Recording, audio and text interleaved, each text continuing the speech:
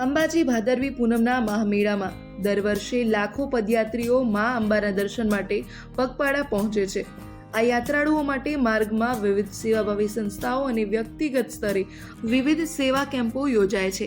એવા જ સેવાભાવી વ્યક્તિ અમદાવાદના જયમીનભાઈ પટેલ દ્વારા 20 વર્ષથી પાણીપુરીની સેવા અપાય છે। જાણીએ।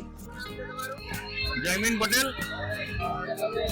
હું પ્રોપર અમદાવાદથી। આ અમારા કેમ્પનું 20મું વર્ષ। અમારા કેમ્પનું સ્થળ કહેવાય તારા માતાનું મંદિર, દાનેશ્વર મહાદેવ કહેવાય અને સાવપુરા કંપા કહેવાય। ખેરાલુથી સતલાસણાથી 14 કિલોમીટરે આપણો કેમ્પ આવે। અમે પદયાત્રી માટે પહેલા તો આરામની સુવિધા આપીએ છીએ।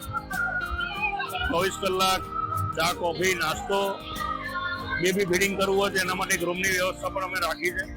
એના માટે ગરમ દૂધ વગેરે બી આપણે પ્રોવાઈડ કરીએ છીએ। પ્લસ સવારે પાવભાજી, બપોરે ભૂંગળા બટાકા, સાંજે આપણે પાણીપુરીનો પ્રોગ્રામ હોય છે જે અનલિમિટેડ ક્વોન્ટિટીમાં કરીએ છીએ। જ્યાં સુધી પબ્લિકને ખાવી હોય ત્યાં સુધી આપણે ખવાઈએ છીએ। એ સિવાય ચા, કોફી, પાપડી, મરચા એ સેવા 20 વર્ષથી લગાતાર આપણી ચાલુ રહે છે।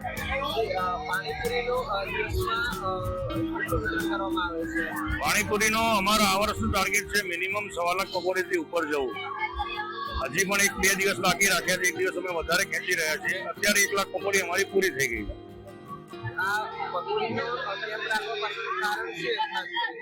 એક તો નો ડાઉટ ઘણા બધા કેમ્પો સારા પણ હોય છે, અમુક કેમ્પો થોડું વેટ પણ ઉતરતી હોય છે, પણ અમે એવું ઓબ્ઝર્વ કર્યું કે પકોડી જેવી વસ્તુમાં એક તો ખાલી પાણી જ વપરાય પ્લસ કઠોળ વપરાય છે, તો થોડું હાઇજેનિક બનાવી અને જો બધાને લાભ મળે અને બીજું ટેસ્ટ મળે તો એ પછી પકોડીનું કર્યું, સક્સેસ થઈ ગયા, પછી ક્વોન્ટિટી વધારી, એમ કરતા થોડુંક લોકોને બી મજા આવી કે ભાઈ ના પકોડી સારી વસ્તુ છે, ખાઈએ।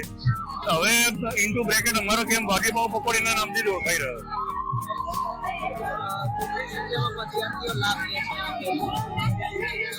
લગભગ હવે એવું તો અમે ગણતા નથી, પણ એટલું ખબર પડે કે લગભગ 80 થી 90 હજાર પડિયા વપરાઈ જાય છે।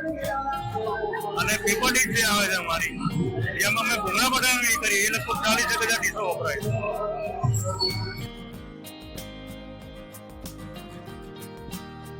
સેવા ભાવનાના આ કાર્ય માટે જયમીનભાઈ પટેલ ખરેખર પ્રશંસાને પાત્ર છે। તેઓ છેલ્લા 20 વર્ષથી આ જ રીતે અવિરત યાત્રાળુઓની સેવા કરી રહ્યા છે અને તેઓના ગ્રુપના સભ્યો પણ આ સેવા ખૂબ મનથી કરી રહ્યા છે।